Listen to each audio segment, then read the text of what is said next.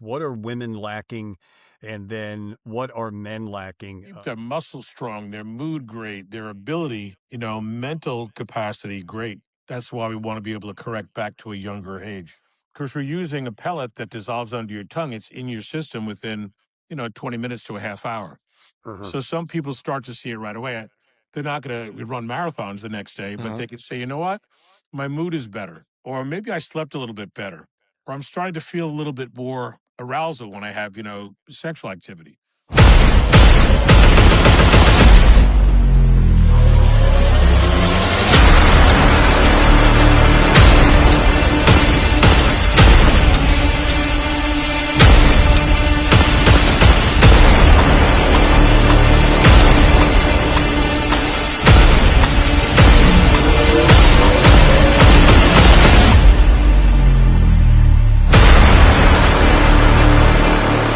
Anyway, welcome to another episode. Of course, we have Dr. Christopher Calapai, my longtime friend, as our guest, and of course, Diamond Boy Lewis.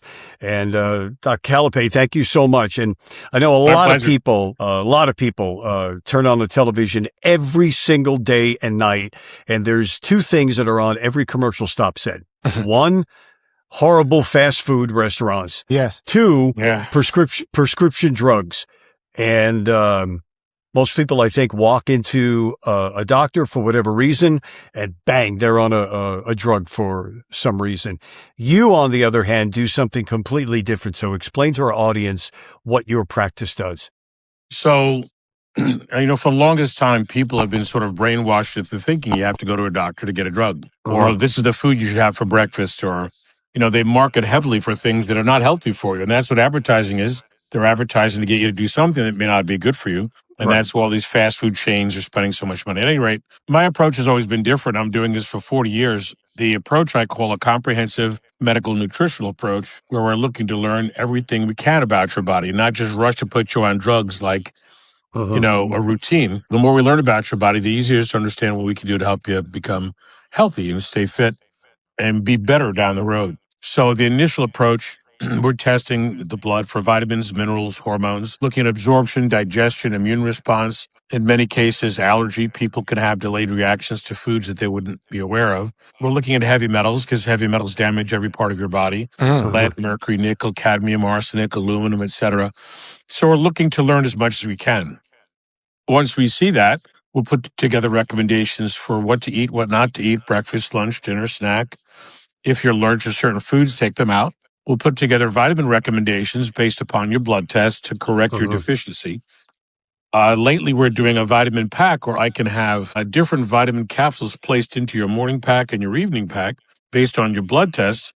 And then within a month, retest that to prove your levels are great. Same thing with hormone correction. So it's more comprehensive than just going in with a symptom and getting a drug for it. Doc, do you guys do like a genetic test? Is that what you guys do to see what deficiency the body has? Is one of the genetic tests that we do to see if you can convert B12 into the active form called methyl B12. That's part of it. It's a wide range of different things that traditional doctors don't do. So, Doc, what is the number one deficiency that you find? And I know everybody is different, but what's the number one deficiency that you find when you have first-time patients that come in and then you do the test? Most common. Really? Vitamin D, the lab range is supposed to be between 30 and 100. Most people come in under 30.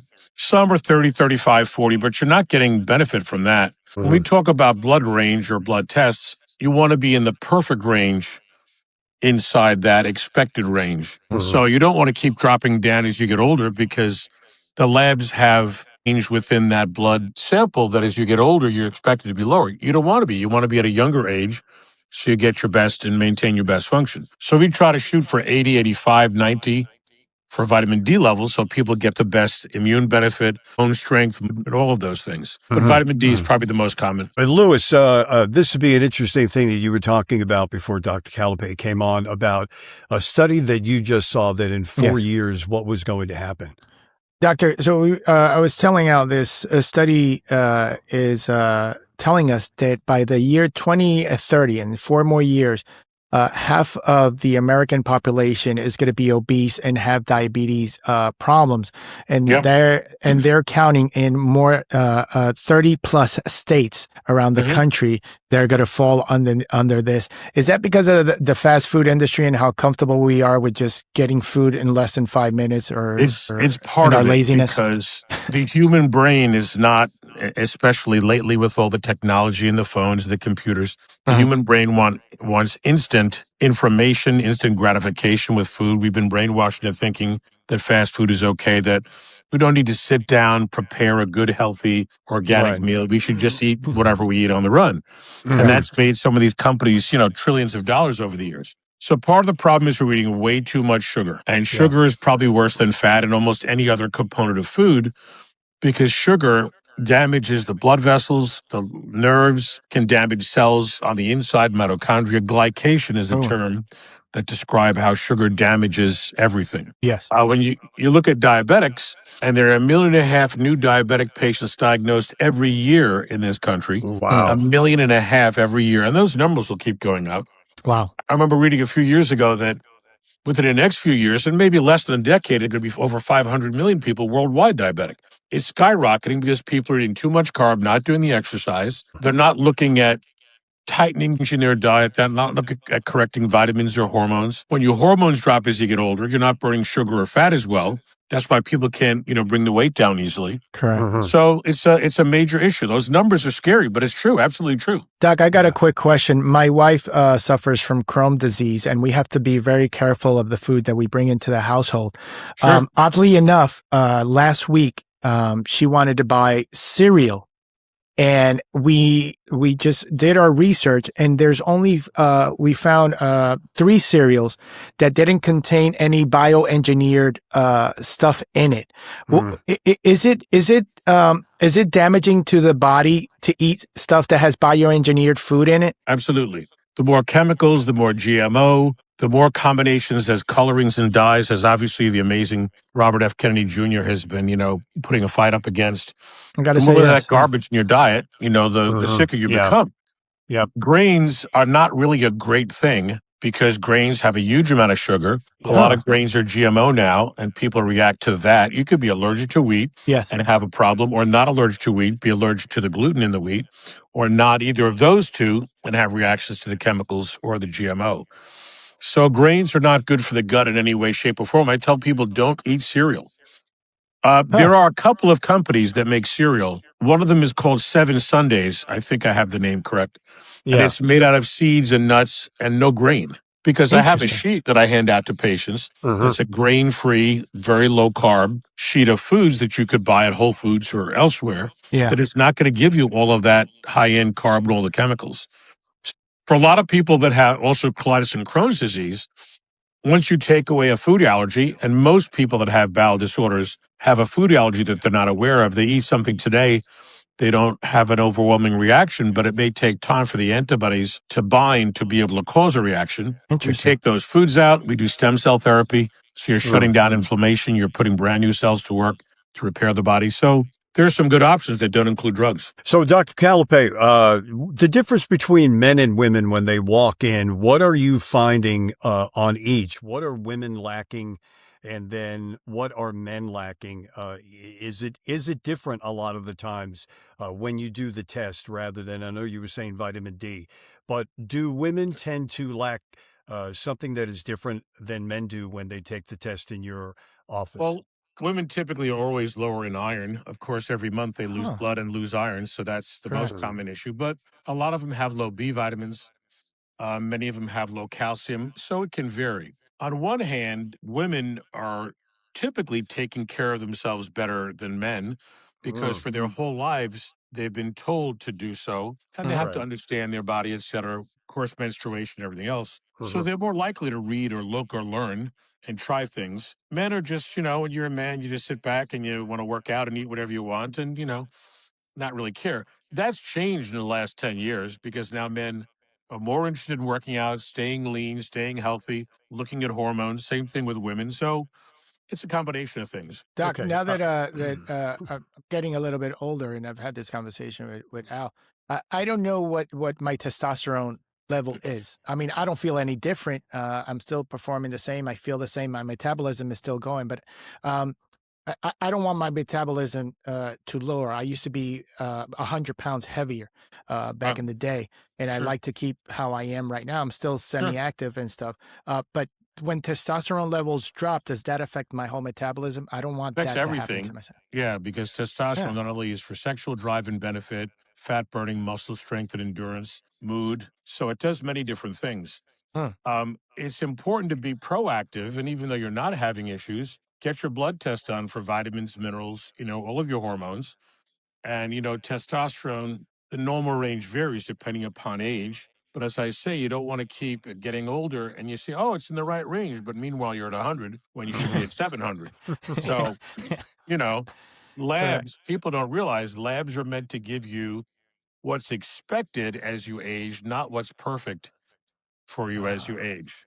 I like So that. to keep someone at 700 or so will keep their muscles strong, their mood great, their ability, mental capacity great. That's why we want to be able to correct back to a younger age. So we are talking with Dr. Calapai, who is on Long Island, New York. And at the end of this podcast, we'll let everybody in the audience know how to get in touch. I've known Dr. Calapai now for a few years. He's excellent at what he does.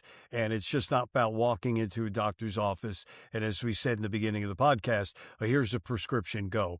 And then there's your downfall. So it's true that the longer you're on a medication, the less it seems to be working for you. And this happens with lots of meds, whether it's blood pressure pills, diuretics, cholesterol meds, which we never recommend anyway because they wipe out Q10. So I don't think putting a Band-Aid, sort of the proverbial Band-Aid on the broken leg is, going to do anything. If you talk about overweight, high cholesterol, high blood pressure, waltzing into diabetes, there are a few different things that always work. Cutting the carbs down, allowing your body to have less sugar coming in so that you don't have this sugar like a linebacker in front of you that you're trying to get around to burn the fat. So cutting down the carbs to 30 grams or less, doing a half hour to 45 minutes of nonstop exercise every day, correcting hormones that may be low, thyroid, DHEA, testosterone, IGF-1 or growth hormone, correcting vitamins, that's a great combined way to be able to burn sugar, burn fat, bring down the weight. And then as your weight comes down, you get off your blood pressure meds. So it's a combination of things we look at, but typically that's one of the most common things that we do because we see people that are well overweight. Some people a few pounds, some people 100 pounds. So everybody's different, but you want to make something that lasts and you want to hit the cause of the problem rather than just throw meds at it. Okay, Dr. Calapai, and I know it's a different answer with how tall people are, men versus women, but in the medical profession, how many pounds is overweight? And then where does obesity start, the lowest end of obesity? How many pounds overweight does a person need to be at least starting to get into the lowest side of obesity? That's a great question because, and I'm not one that stands by the numbers absolutely for this or for that, because there are people that are sicker that are not in that super overweight or obese range than the people who could be heavier and, are not doing as poorly, inside as you look at all the other parameters. I think 5, 10, 15, 20 pounds is really no big deal. But I tell people you want to tighten it up and burn it down because it makes it easier for your body to function better when you don't have extra, fat on or extra weight, because that can affect your blood pressure. There are some people who like to go by the BMI, you're 20% or 30%, I don't think that makes that much sense. I tell people not necessarily to look at a number for your weight, but as you do the exercise, you cut the carbs down, as you burn down the fat and your inches change, if you're putting some muscle on from doing the exercise, you're creating a better result. I'd rather have people focus on that than looking at a weight number or some calculated, BMI. So that being said, far too many kids are really way overweight, 50 to 75 or more pounds overweight. And that certainly is obesity. I like to look at function, because I'd like to see if a person is so heavy they can't walk around the block, that's bad. And we want to get them started a little bit every day, add 5, 10 minutes on every week, et cetera. So for some people, it bogs their mind down to think of a weight that they should be based on some scale. People that are muscular, you could have 20 more pounds of muscle than they think you should for your height, et cetera. and you would look overweight, even though that person who's got 20 more pounds of muscle is fit, can run, can train, and do all these other things. So those scales are a little bit misleading. So I like to look at function. I like to look at burning down body fat percentage that we can test. I like to look at building strong, durable muscle and get people into a variety of different activities where they can play pickleball or they can, ride their bike for an hour or two, et cetera. I want them to do as much as they can to be as functional as they can. Yeah. So, Doc, in men versus women, for the women that are watching our podcast, because there's TRT for men. What do women do when they're on that downslope? Like men can just start to take testosterone, as you mentioned earlier. What do women do when they come into your office that they need that boost? What do you do for them? Well, we look at all the same hormones because thyroid is specific for both. And we do a 12-part thyroid panel, not just T4 and TSH. A lot of people, because traditional doctors do T4 and TSH, will have a low T3 or thyroid antibodies or other issues there that are not picked up if you're just doing 2 tests instead of 12. So we look at all of that. Women need testosterone too. The levels should be 40 to 50 or so. And a lot of women are nowhere near that. So giving them a little pellet under the tongue of 5 milligrams of testosterone will put them back to where they were. So they need a little, men need more. Men should be about 700, women need to be about 40 or 50. IGF-1, the active component of growth hormone, which is great for memory, focus, hair, skin, nails, because all of these things change as we get older. Fat burning, endurance and strength with muscle activity, sleep. So there are at least a dozen things that are corrected once you take a low IGF-1 and you raise that back up to normal. And with exercise, the IGF-1, the testosterone, the thyroid, any of the corrections there will make a very big difference, men and women. And women will say, wow, I can't believe my hair is better. It's not brittle. It's growing faster, Yeah. So when you put a woman on the testosterone, as you were just mentioning, I know everyone is different, but is there an average of when they see an improvement from the first time they take it to where they walk into your office and you do another test and there is an improvement? How long does that take? It's relatively quick. Some people see the results within a week, just like a man might see results within a week. Because we're using a pellet that dissolves under your tongue. It's in your system within, 20 minutes to a half hour.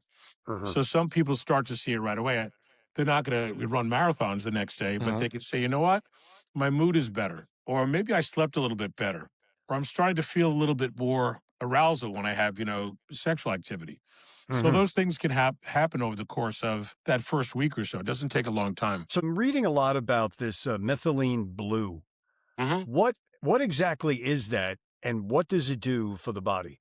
So originally it started out as a dye, and many, many years ago, probably 100 years ago.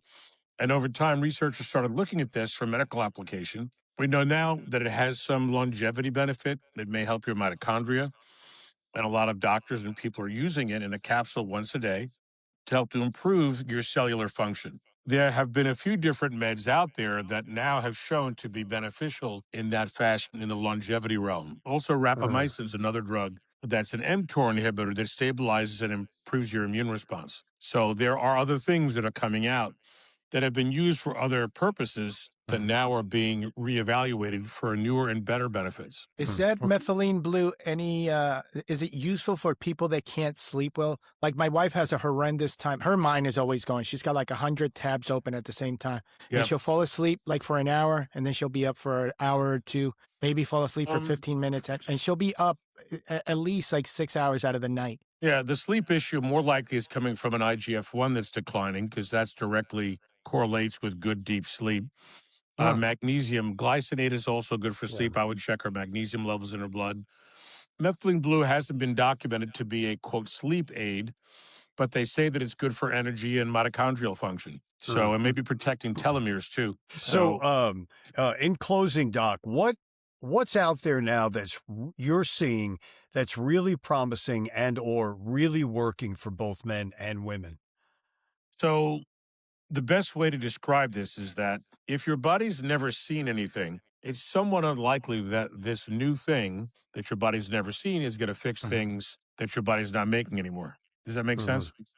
Yes. So if you have low IGF-1, low thyroid, low testosterone, you can try lots of other things, but they're not going to correct your low testosterone, thyroid, or IGF-1. So That's if you right. give your body back everything you've always had as a younger individual when your body was working better, healthier, working on all cylinders, then your body will do much better in that realm. Then, once that's on board and you're feeling it, you certainly could add the methylene blue. You could add the rapamycin. There are things that you could use that your body wouldn't normally ever see that are good add-ons once your body has everything that it has a requirement for. So that's the first best step.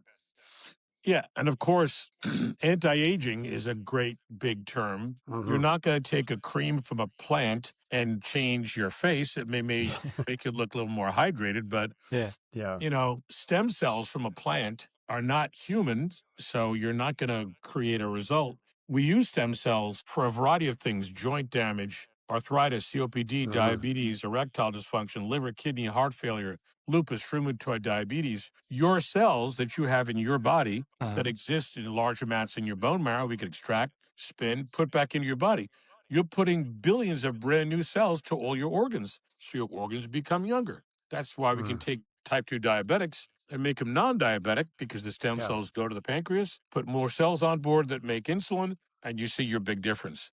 So that's the biggest, greatest, safest way to get your body to function as a younger mechanism. Great. Thank you so much. You were a great guest, Dr. Calapai. You also have a podcast, and I've listened to it many times, and it's excellent. Wherever you are, you're watching this in the world, tune in. So what's the name of your podcast, Doc? It's the Optimal Health Program. Everything goes to YouTube. Our big show is on Saturday at 2:30. Rumble, which is a gigantic platform, has put us on their front page when the show comes on. So it's pretty cool. We're hitting about 230, 250,000 views. But YouTube has all the videos that we've done, and we keep, marching on. Thank you so much. A pleasure to see you. Thank you. And how can people get a hold of you in this area? Yeah, the office number is 516-794-0404. And drcalapai.com is the website. There you go. And he really is, ladies and gentlemen, the best at what he does. I've known him, as I said, for a long time. And, if it's necessary and it's a must, you have to be on a drug. But if you don't have to go that way, why not bring your body back a much more, in my view, healthier way? But Dr. Calapai, we thank you so much. Yes, and always a hopefully pleasure, gentlemen. Thank you. We'll have some dinner soon. Bye-bye. Be well, Doc. Be well. Thank you.